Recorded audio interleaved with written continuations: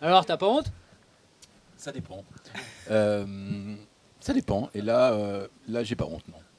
Bon, écoutez, bonjour, hein, bienvenue pour ce troisième podcast de Sans Vergogne, donc le podcast lyonnais, vous allez l'entendre, podcast lyonnais, qui parle, même si on a des gens qui viennent de la Loire, qui parle de transition sans langue de bois, j'espère, et surtout avec humilité. Alors pourquoi sans vergogne? Parce qu'on vit une époque où l'on sait beaucoup de choses, et on pourrait faire autrement, et pourtant on continue souvent à faire comme avant.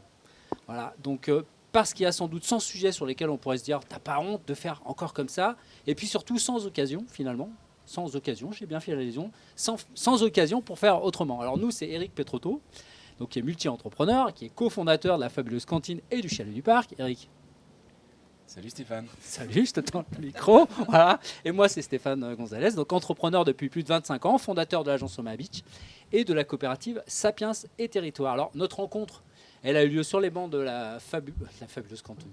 Je le refais. Donc notre rencontre, elle est née sur les bancs de la Convention des entreprises pour le climat. Et on est ressorti avec une conviction, c'est que les plus belles histoires, finalement, c'est des histoires qui se passent en bas de chez nous, avec nos voisins. Donc c'est pour ça qu'ici, dans ce chantier du chalet du parc, bientôt qui va arriver en septembre, voilà, à l'automne on va dire, voilà, au cœur de Lyon, on s'est dit que ça serait intéressant de rencontrer nos voisins, finalement, celles et ceux qui expérimentent, entreprennent, réinventent leur territoire dans la vraie vie. Voilà. Donc on ne va pas chercher à avoir raison, on ne va pas chercher non plus à comprendre vraiment en détail, on va essayer de débattre, on va essayer de confronter les idées, et puis surtout de se remettre en question. Donc pour cette troisième vergogne du jour, je te propose de nous en dire un peu plus sur le sujet. Le sujet, très simple, mon cher Stéphane, c'est culture et culture. On a cette culture qui effectivement remplisse nos esprits et celle qui remplisse nos ventres. Et on pensait qu'il était très utile d'avoir celles et ceux qui viennent dans ce lieu de vie défendre les deux points de vue. Avec un regard souvent plastique, mais aussi, on parle souvent de culture d'entreprise, mais là c'est la culture dans l'assiette. Donc la culture au sens de laisser la parole à des artistes et aussi la culture telle qu'on aimerait le voir dans une approche culinaire. On a cette chance d'avoir trois invités, trois faiseurs et faiseuses qui vont nous expliquer leur parcours, mais aussi effectivement comment ils co-construisent un point de vue dans ce merveilleux projet du chalet du parc de la Tête d'Or. Très cher Julien, on se connaît depuis très très longtemps. Nous avons cofondé la fabuleuse cantine. Et tu as cette particularité, et tu l'affiches sur LinkedIn, donc je pense qu'on peut le dire, d'être un plasticien maraîcher. Tu nous en diras plus. Marie-Sarah Carcassonne, on se connaît depuis quelques temps maintenant. Il y a tellement de densification dans les réunions et le travail qu'on effectue que j'ai l'impression qu'il y a très fort longtemps. Et tu œuvres sur une partie très éducative et sensible du projet, en étant la grande prêtresse de l'association Chalet du Parc. Et Romain, tu suis ce projet Chalet du Parc depuis le début avec la maison Gutenberg. Et tu as eu cette tâche lourde de venir mettre en scène et en lumière des plasticiens du territoire. Tu nous en diras plus. On vous invite à vous présenter effectivement, pas sous format CV, mais vraiment de manière très instinctive. Quelques mots pour dire un petit peu plus que ces mots d'introduction. Et ensuite, on va rentrer dans le vif du sujet. Marie-Sarah Carcassonne, c'est à toi. Très bien. Moi, je suis coordinatrice générale de l'association Chalet du Parc. Donc, c'est l'association qui va animer les activités d'intérêt général du chalet. Donc, on va faire des activités culturelles, mais aussi d'éducation à l'environnement, pour faire très bref. Cher Romain. Je vais faire très bref aussi. Romain Weber, donc directeur de la structure Maison Gutenberg et aussi commissaire d'exposition indépendant. Et effectivement, on travaille depuis pas mal d'années maintenant. Ça doit faire presque 4-5 ans qu'on bosse sur ce projet du chalet du parc. Et dès le début, on a travaillé d'arrache-pied à intégrer cette dimension artistique et culturelle dans ce lieu parce qu'elle me semble nécessaire pour accompagner durablement les bouleversements que nous connaissons tous aujourd'hui et toutes. Je termine, Julien, du coup, cofondateur, comme tu l'as dit, de la fabuleuse cantine. Du coup, je suis artiste plasticien, beaucoup bossé sur le binôme nature-culture depuis 2006. Et depuis 2023, je suis aussi agriculteur maraîcher en agriculture biologique, monsieur. Et voilà, du coup, je pense qu'on va ensuite pouvoir aller plus en profondeur sur ce que je fais exactement. Bon, depuis aujourd'hui, on partage quand même assez bien la canicule et on imagine bien la difficulté quand on est un maraîcher ou un agriculteur par ces temps très très compliqués. Première question que je vous pose tous les trois. Alors évidemment, c'est une question assez philosophique puisque c'est quand même Eric qui l'a proposé. Donc attention, je ne sais pas si vous allez comprendre la question, mais je vais la dire comme ça. Quand on vous parle de culture, là franchement, qu'est-ce qui vous fait honte ou pas honte? Et là, il y a un blanc. Je démarre. Allez. Qu'est-ce qui me fait honte? Beaucoup de choses, je pense, parce qu'on est dans un système qui est bien inégalitaire et bien ancré depuis maintenant plusieurs décennies, qui laisse de côté beaucoup de jeunes artistes, qui favorise beaucoup des artistes déjà très mis en avant par la scène artistique et notamment le marché de l'art. Honte parce que, je vais loin, mais honte parce que on a encore des pratiques à la fois dans des institutions muséales ou dans l'espace public dans lequel nous on travaille beaucoup, qui ne sont pas vertueuses. Effectivement, la dernière œuvre qu'on a installée, on a utilisé du béton pour faire les fondations. Elle a été fabriquée essentiellement en aluminium. Donc voilà, nous aussi, on doit réfléchir en lien avec les artistes à comment produire une œuvre d'art. Est-ce que produire une œuvre d'art, c'est pas déjà finalement polluer? Donc effectivement, c'est pour toutes ces raisons qu'on peut avoir honte. Mais pourquoi on n'a pas complètement honte non plus? C'est que je suis convaincu, et c'est pour ça qu'on se bat aussi dans ce projet du Chalet du Parc, que la culture sera la seule à accompagner un changement global des imaginaires, à la fois individuel et collectif, pour qu'on repense une société plus juste, plus durable et plus éco-responsable. On pourrait presque finir là-dessus. Hein. Il t'a mis la pression. Voilà. Marie-Sarah, t'a mis la pression. Non, parce que je l'ai pas bossé. Ça me merci Romain, ça me permet de rebondir assez facilement parce que pas honte du coup de ce qu'on va faire au chalet sur le volet art et culture et plus globalement sur l'intérêt de la culture et de l'art des cultures et des formes d'art pour pouvoir parler d'écologie et de transition différemment et d'utiliser surtout l'émotion comme moteur du changement. Et une œuvre, ça vous transmet quelque chose, ça vous fait réfléchir différemment et ça permet d'aborder ces sujets en allant au-delà du rationnel, du scientifique, du chiffre.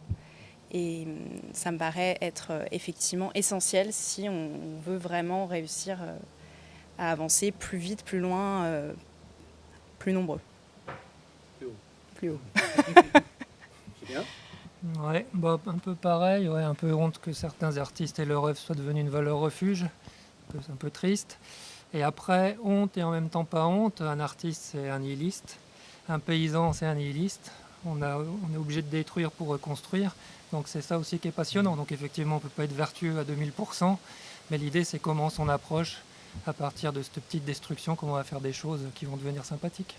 Alors justement, qu'est-ce qu'on va retrouver au Chalet du Parc de l'assiette à la scène, j'allais dire? Qui commence? Je vais commencer parce que Bien comme sûr, je suis dans la vas-y. production, donc comme ça. Et puis tu viens de loin quand même. On va remonter la chaîne tranquillement. Du coup, donc j'ai monté une ferme avec, il y a notamment la fabuleuse cantine comme associés, Éric Pétrotto et Boris Fontin, forcément cuisiniers émérites que vous aurez la chance d'avoir demain. Ça s'appelle la ferme des Malandrins. Du coup, c'est une ferme en maraîchage biologique et on produit des légumes, une cinquantaine de variétés de légumes, beaucoup de légumes anciens, des légumes aussi qu'on a du mal à trouver sur des étals de maraîchers, des variétés de courges qu'on ne trouve plus, des variétés de petits pois. J'ai acheté un vieux bouquin, Villemorin, les semences, juste avant la guerre 39-45. C'est hyper intéressant. On s'aperçoit qu'en fait, on a diminué notre consommation de légumes à très peu de variétés. Et ça, c'est dommage. Et l'idée de la fabuleuse cantine, c'est remettre en valeur toutes ces variétés-là, les remettre dans l'assiette et montrer aux gens qu'elles ont toute leur place, gustativement, esthétiquement, dans une assiette digne de ce nom. Eric, tu veux pas rebondir? Non, je ne vais pas rebondir. Donc, tu as décrit effectivement la genèse de ce qui nous semblait être fondamental, d'être en complément des achats de surproduction et de cette lutte contre le gaspillage alimentaire. Voilà, tous ces maraîchers où on achète les stocks, tout ce qui va être effectivement normalement méthanisé, jeté. Et il nous semblait complètement essentiel pour avoir une palette de couleurs large, d'avoir notre partie de de production. Et du coup, ça devient un objet culturel, c'est-à-dire esthétique. Tu parlais de joyeuseté, tu parlais, Marie-Sara, effectivement, que le beau puisse être aussi au rendez-vous. Donc les artistes travaillent leur beau. Leur beau peut être d'une façon de temps en temps très subjective pour certains, etc. Mais en tout cas, d'avoir un sens où on vient travailler une histoire. Et donc, effectivement, tout le travail que tu effectues aujourd'hui, c'est de mettre une œuvre plastique dans un champ avec une capacité à pouvoir le transformer dans le réel, dans l'assiette. Et nous, ça fait une couture toute dessinée vers des artistes qui s'expriment et une curation qui doit être effectuée parce qu'il y a l'accueil de scolaires, parce qu'il y a l'accueil de publics qui ont différents âges. Et là, du coup, c'est à toi, Marie-Sara, de nous expliquer la destination effectivement dans l'assiette, mais après, l'extension avec tout le travail de curation qui a été fait avec Romain. On peut tous être d'accord sur le fait que dans ce lieu, on parle vraiment d'un lieu dit vivant. Donc on veut soutenir le vivant, on veut parler du vivant, nous sommes vivants. Et il y a ce lien aussi avec ce que tu fais et ce qui va être proposé dans le chalet et les activités qui seront proposées par l'association. Donc notamment, effectivement, 2 expositions annuelles par an, 3 artistes en résidence par an, toute une programmation en médiation scientifique et culturelle, un jeu immersif sur les forêts, des ateliers, etc. Enfin, il y a une programmation très très riche. Et le lien de toute cette programmation, c'est comment est-ce qu'on parle du vivant et comment est-ce qu'on donne envie de le préserver tout simplement et de vouloir œuvrer pour des modes de vie dits durables, définition très large de ce que ça veut dire, mais ensemble pour que dans 5 ans on se retourne et on soit fiers de ce qu'on a fait. Et ça veut dire concrètement qu'est-ce qu'on va retrouver comme exposition, comme animation? Alors la première exposition, l'exposition inaugurale, ça sera l'exposition Vivre ensemble de Yann Arthus Bertrand, Hervé Lebras et la Fondation Good Planet. Une exposition de photos de Yann Arthus Bertrand, mais qui sont complétées par des légendes du démographe Hervé Lebras qui permettent d'avoir vraiment une vision de ce que c'est que la diversité de la France aujourd'hui, la diversité des visages de la France d'aujourd'hui. Et donc, il y aura 180 photos qui vont être installées dans le parc de la Tête d'Or, depuis la porte des Enfants du Rhône jusqu'au chalet du parc. Et ensuite, on aura une suite d'expositions à l'intérieur avec une thématique sur l'engagement. Donc là aussi, qu'est-ce que ça veut dire que l'engagement? Ça reprend des formes très très très diverses, que ce soit dans l'engagement associatif, dans son métier, dans ses combats personnels, dans la lutte pour ses droits, etc. Donc on va parler de tout ça avec notre première exposition. Je laisserai Romain présenter les artistes de la résidence. Et puis à l'étage, on va retrouver un jeu immersif sur les forêts. Donc là, c'est vraiment un dispositif pédagogique, mais surtout très ludique, pour pouvoir parler de biodiversité et des écosystèmes forestiers de manière différente.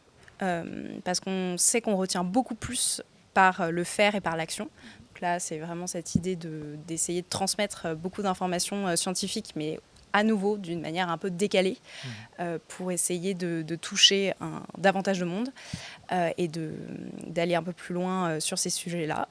Et pour plein de publics, comme Eric l'a dit, donc pour les publics scolaires, enfants, mais aussi adultes, pour des groupes, pour le grand public, pour les entreprises, les équipes d'organisation, etc. Tout un tas de monde. C'est ça aussi la transformation. Tout à l'heure, je parlais, quand on était petit, on venait, c'est vrai, manger une glace au chalet du parc, et on allait d'abord au zoo. Aujourd'hui, on viendra peut-être plus au zoo, on viendra peut-être comprendre autrement. C'est aussi ça, l'évolution, l'adaptation, c'était pas moins bien avant, ou voilà, c'est différent, c'est autrement. Oui, complètement. Ok. Et alors, sur la résidence, qu'est-ce qui va se passer d'autre? En fait, on a imaginé, je vais me mettre en face du micro, ce sera mieux. On a imaginé dès l'origine du projet de pouvoir permettre à des artistes, plutôt à l'origine destinés à une création émergente, de travailler justement de manière un petit peu longue dans le lieu sur différentes thématiques qui peuvent à la fois concerner les activités qui se déroulent dans le lieu, les différents acteurs qui y travaillent, mais aussi son environnement direct, le parc de la Tête d'Or, et le territoire plus largement de la métropole de Lyon.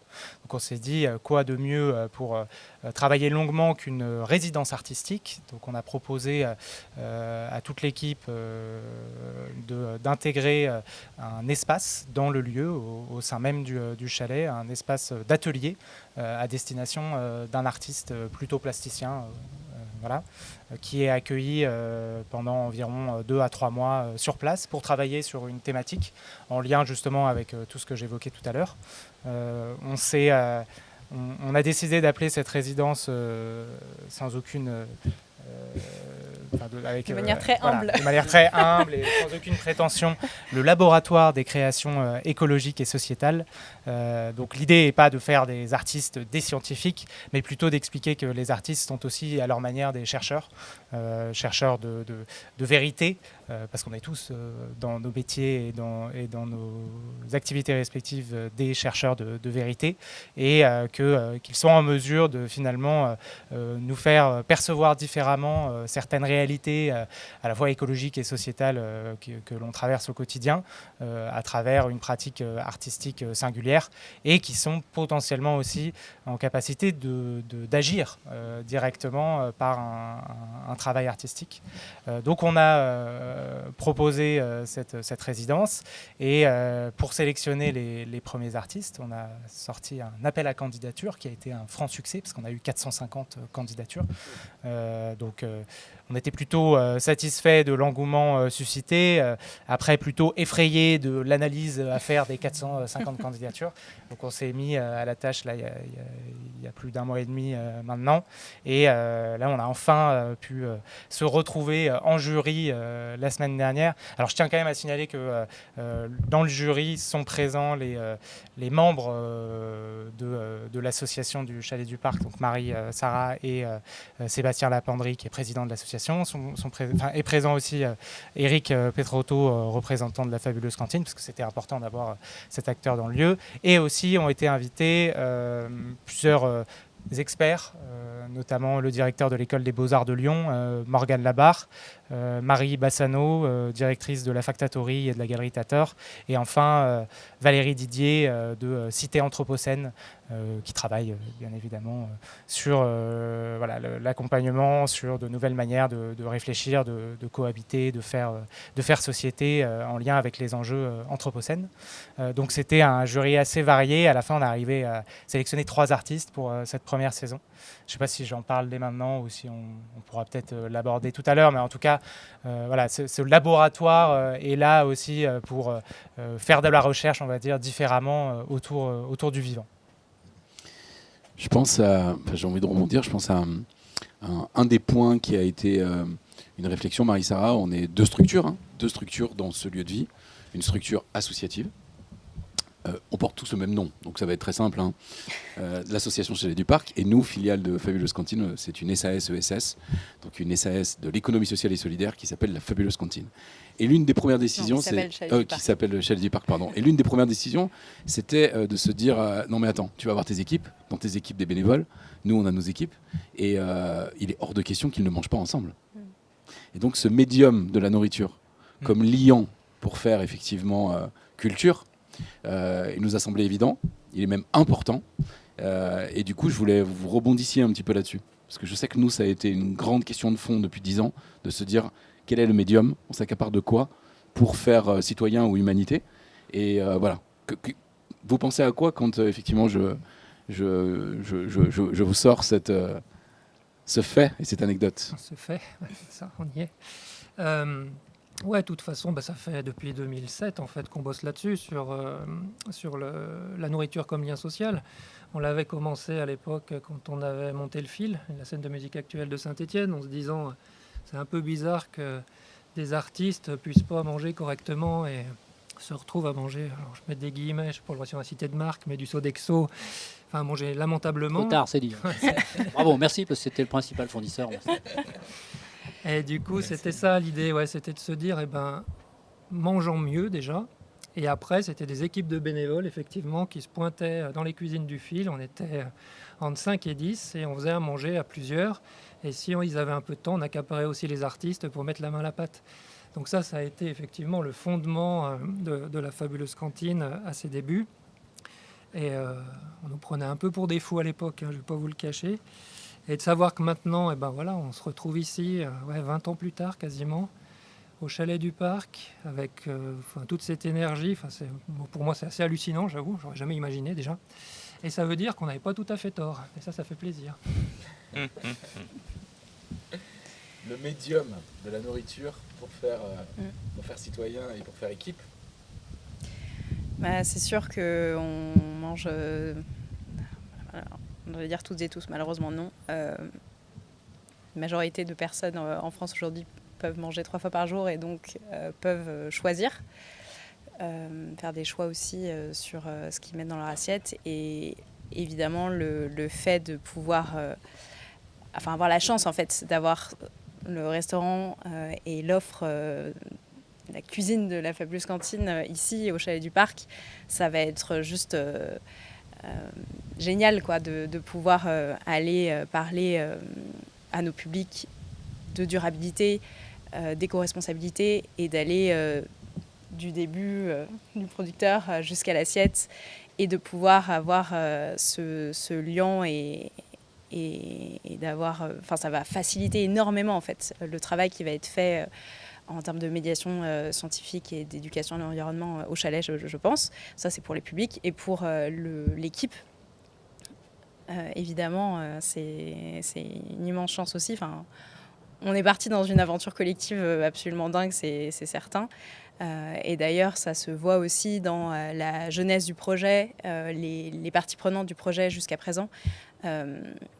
Même moi, au niveau de l'association, les 3 acteurs fondateurs de l'association, c'est une fondation reconnue d'utilité publique, la fondation Good Planet, le fonds de dotation, le fonds Domoro, et la Use, qui est le promoteur immobilier du projet. Rien que ça, d'avoir ça comme 3 membres fondateurs d'une asso, ça n'existe pas. Je ne crois pas qu'il y ait d'autres associations qui aient ce genre d'acteurs en tant que membre fondateur et membre du conseil d'administration. Et voilà, ça représente assez bien la folie de toutes les personnes qui mettent énormément de temps, d'énergie et de bonne volonté pour que le projet voie le jour. Et donc j'ai vraiment hâte du moment où on va tous se retrouver autour d'une table et on va pouvoir... Le fameux premier repas. Voilà, exactement. Romain ? Je pense que la question de la nourriture comme médium, elle est très intéressante et d'autant plus vrai qu'aujourd'hui, nombreux artistes utilisent justement la nourriture comme médium principal. Je pense à Thierry Boutonnier ou Pierre Boggio qui justement utilisent presque un prétexte de la cuisine pour rassembler, pour communiquer différemment, pour créer justement communion. Et puis c'est la cuisine depuis la nuit des temps, ça a toujours été le lieu où on se retrouve, le lieu où on partage et où on échange. Donc ouais, ça me paraît assez évident que ce soit un médium artistique à part entière en tout cas. C'est assez drôle que... il y a les 2 noms pour dire autant de choses quand même.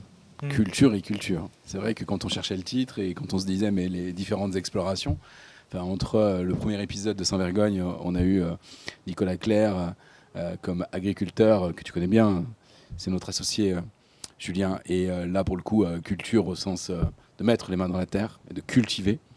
Et effectivement toute cette approche artistique qui pour beaucoup, je trouve, en fait on est tous en tirés de culture. Elle a juste différentes formes et lui trouver on va dire cette démocratisation. Il y a de la musique de partout. Elle peut être plus ou moins aboutie, ou en tout cas, elle peut être plus ou moins vue comme exigeante par certains. Entre la musique d'ascenseur jusqu'à Boulez, chacun y verra son décodage. En tout cas, elle cadence le temps. Et donc la musique est partout, on voit des œuvres plastiques aussi nous entourer, le pictural, en fait depuis la nuit des temps, en fait, ça a une place forte. Et je ne comprends pas pourquoi c'est aujourd'hui si abîmé dans les esprits collectifs, c'est-à-dire ces artistes qu'ils font, et du coup un modèle économique pour qu'ils puissent continuer à s'exprimer. Est-ce que tu veux dire quelque chose sur ce point ? c'est sûr que la méfiance, elle est grandissante de par le public sur la culture et d'autant plus sur l'art contemporain depuis toujours, mais là ça s'accélère, je pense aussi en grande partie dû à quand même un repli individualiste, voilà, de crainte de l'avenir, de peur de la suite et finalement de ne pas comprendre, de pas chercher à vouloir comprendre l'autre. Et je pense que c'est là où nous, le gros travail à faire, c'est créer un lien peut-être plus sincère, plus humain entre un public qui très probablement, ce qui est normal, n'est pas initié à ce type de pratique artistique et des artistes qui vont cohabiter dans un chalet.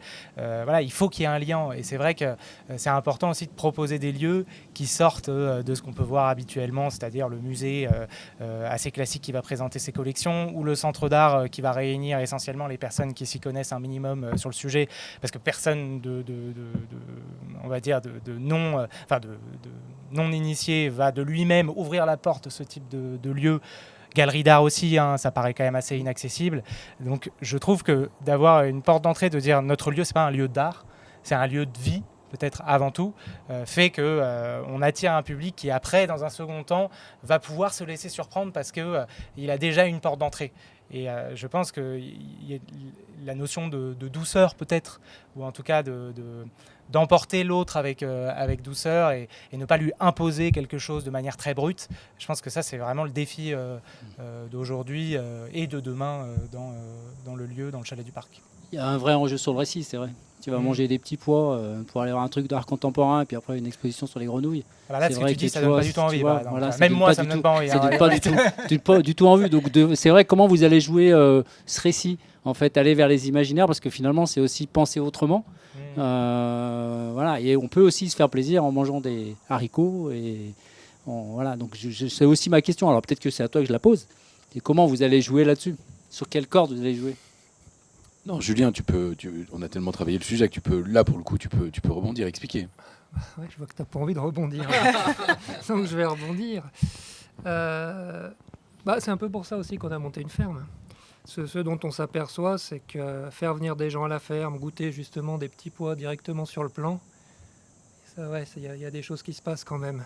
Tu peux dire ce que tu veux, il y a tout le sucre, il y a le jus du petit pois, etc. C'est autre chose, c'est pas ouvrir une boîte de petits pois, c'est pas juste recevoir des petits pois même dans une assiette effectivement au restaurant. C'est, t'es là et tu le vois pousser, tu le goûtes, tu le sens, etc.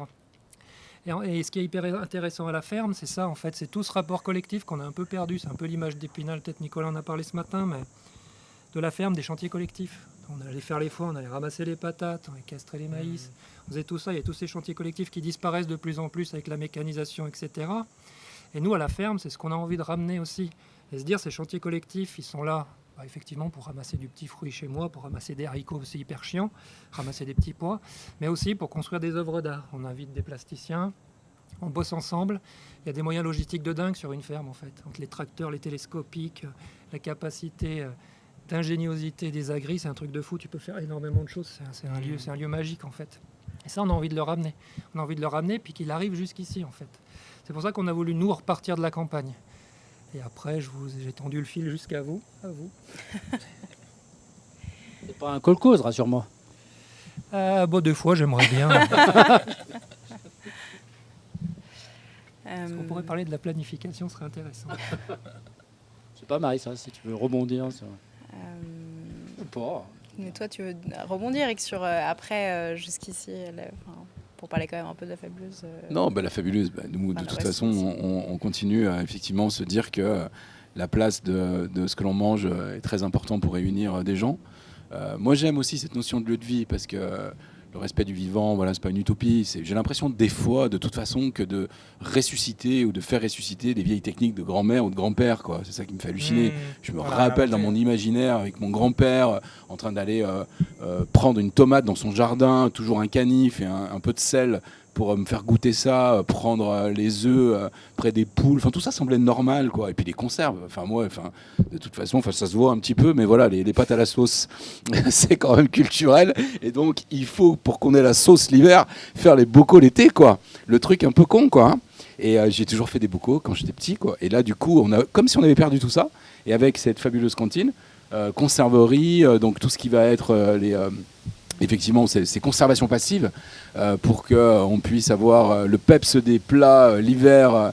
On doit travailler intelligemment quand ils arrivent, ces fruits et légumes. On va un peu plus loin parce qu'on voit ce monde en souffrance des agriculteurs, des agricultrices, et donc de réinjecter un peu d'économie, même somme toute modeste, mais le fait d'aller acheter ce qui doit finir normalement dans une poubelle ou rester dans un champ, pour le coup, là, on a un acte militant presque politique dont on est fier. Et ensuite, avec ces flux poussés, là c'est presque l'entreprise innovante et puis les analyses de supply chain économique, mais c'est de dire ok, t'inverses tout, bah vas-y, amuse-toi, décode les équations.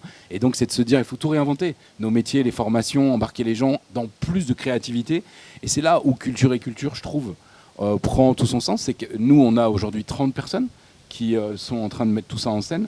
Et j'ai l'impression, enfin on les appelle des moutons à 5 pattes, mais ils sont tous en train de devenir des artistes, quoi. C'est-à-dire que la place de la créativité et de l'agilité, à l'ère de l'IA, pardonnez-moi, mais du coup vient prendre presque tout son sens et perturbe toutes celles et ceux qui pensent tableau Excel et modèles économiques qui ont marché pendant tant d'années. Il n'y a plus rien qui fonctionne.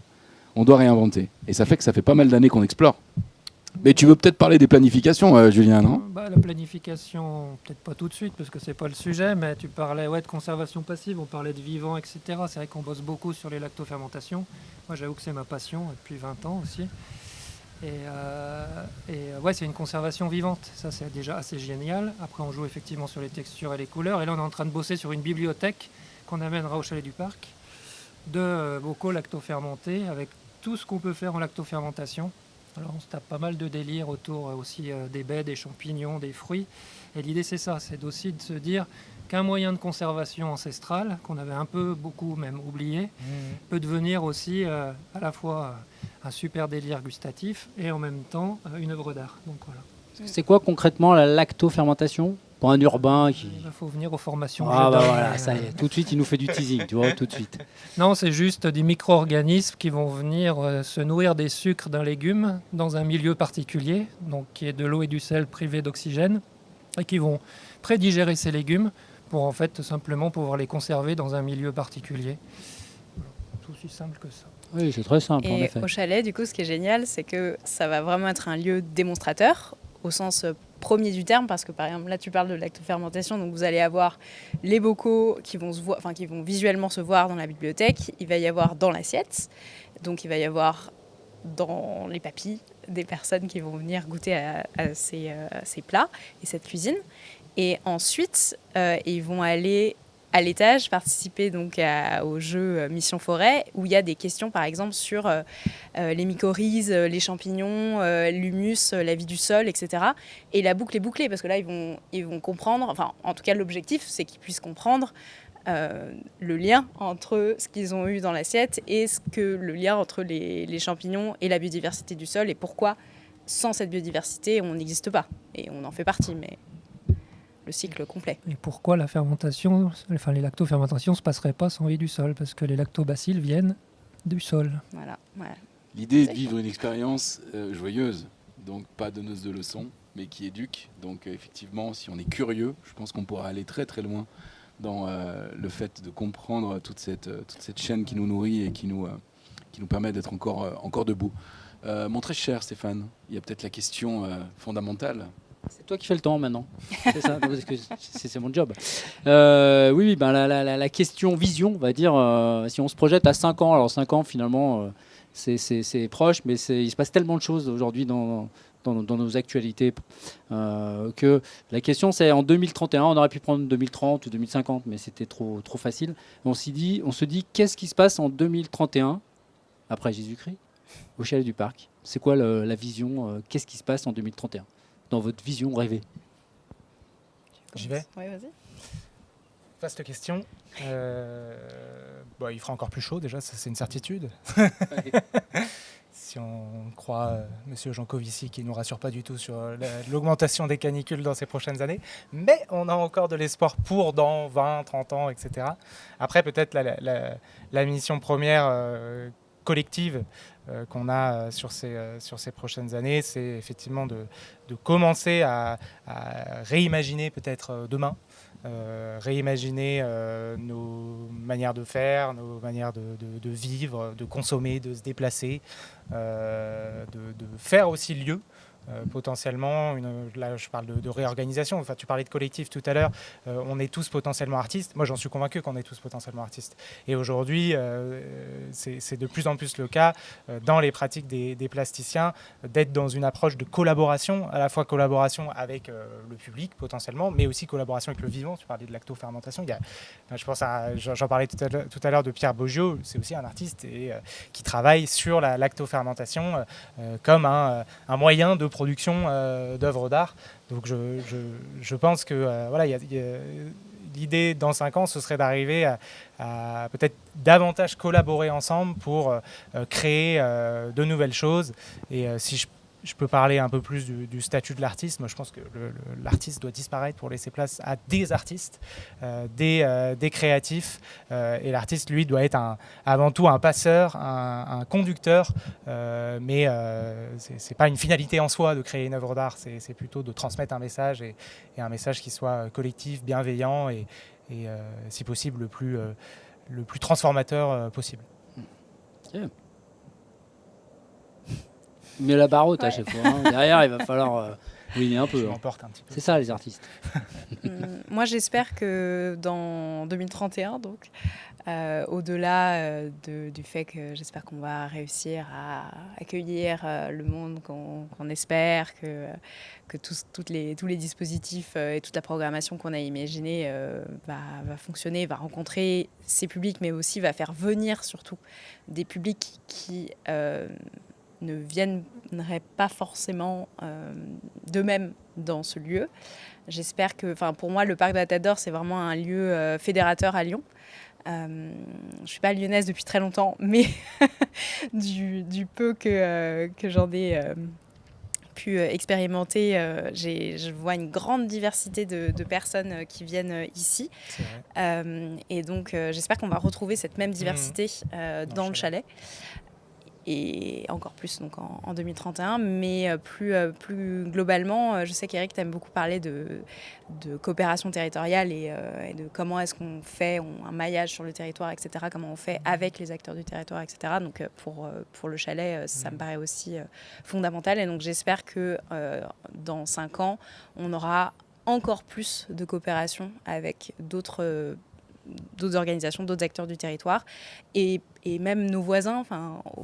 Je pense notamment au service des espaces verts et à la direction de biodiversité nature en ville du parc. On a déjà des liens, des activités ensemble, etc. Mais on pourrait aller tellement plus loin sur les ressources, la mutualisation. Je pense notamment sur le recyclage de l'eau qu'on va pouvoir proposer ici, mais aussi sur les biodéchets, par exemple. Là, on va faire des trucs un peu aberrants. On va traiter nos biodéchets avec, certes, un acteur du territoire, mais qui va quand même amener les biodéchets. Je ne sais pas si c'est très très loin, mais bon. C'est pas très très loin. C'est pas très très loin, mais quand même une centaine de kilomètres. Alors qu'on pourrait les traiter sur place, parce qu'il y a de quoi faire, en fait. Mais ça n'existe pas encore, ça.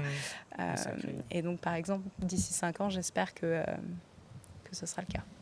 Et on sera dans l'action. L'idée, tu l'as dit, c'est de transformer. Aussi, c'est d'avoir une action. Julien ? L'ambition, j'espère, dans 5 ans, sera peut-être un peu juste. Hein, je suis toujours en train de tempérer. Mais ce serait qu'on arrive à faire ce lien entre ruraux et urbains, quand même, à faire glisser les choses, qu'il y ait plus de porosité, et surtout que nos paysages soient autre chose qu'un simple objet de consommation. C'est-à-dire qu'on apprenne à les observer, qu'on apprenne à les co-construire. Je pense que Nicolas en a parlé ce matin. Moi, en tant qu'artiste, c'est ce qui me plaît en étant maraîcher, c'est que tu construis des paysages, tu vois d'où ça vient, tu comprends comment ça marche. Et de faire que ce lien ruraux-urbain et d'arriver à travailler ensemble ces notions de paysage, je pense que ça va complètement changer, justement, ça va changer notre culture. Et ça, ce serait vraiment, vraiment fort si on y arriverait. D'où l'intérêt que quelqu'un comme toi soit aussi dans le projet. Voilà. Tu vois, les Stéphanois qui viennent de la plaine du Forêt, qui viennent au parc de la Tête d'Or dans le 6e, moi, je trouve ça plutôt réjouissant. Ouais, je me suis pas perdu. C'est bien. Éric, une petite synthèse ?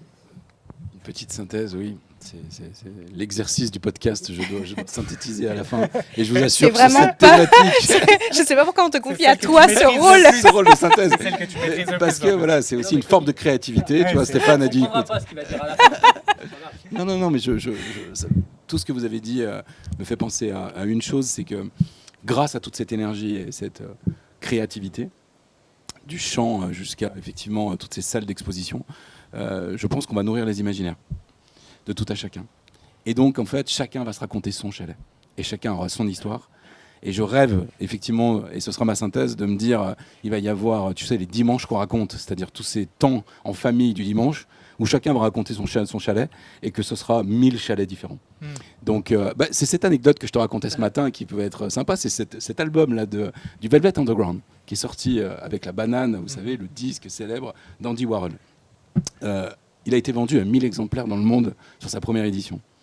Et David Bowie a dit, il a peut-être été vendu à 1000 exemplaires, mais il a donné lieu à la naissance de 1000 groupes. Et donc c'est le fait de nourrir ces imaginaires aussi puissamment que l'énergie qu'on y mette pour que 1000 histoires puissent naître. Et donc on va tous devenir des artistes. Je te rejoins, cher Romain. Une fois, 1000 fois ou 1000 fois une fois. Donc c'est pas ça aussi la référence. Écoutez, merci de vous être prêtés, Marie-Sara, Romain et Julien, à l'exercice parce que c'est pas simple. Alors je finis toujours par une citation. Alors une citation qui est inspirée de Jean-Yann. Vous l'avez peut-être pas connu, on est un peu plus vieux, voilà. Donc qui est complètement inutile comme citation, mais elle est quand même indispensable. Et il aurait pu dire, on dit souvent que la culture ouvre les esprits. Le problème, c'est qu'il faut déjà réussir à pousser la porte. En tout cas, merci. Et puis au prochain podcast. Salut. À bientôt, Merci. Merci.